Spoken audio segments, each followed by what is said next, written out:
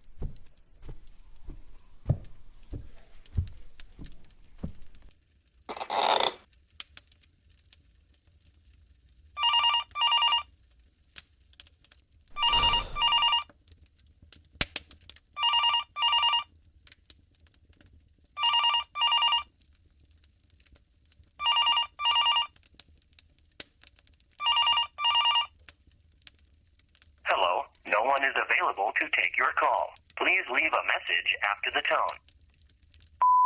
I'm not saying yes. I've been trying for weeks to get away from you, but I haven't known how to say it. And now you do this to me. You're making a show of you and a show of me. How could you be so stupid as to even think that I wanted to marry you? I told you I wanted to go traveling to Australia.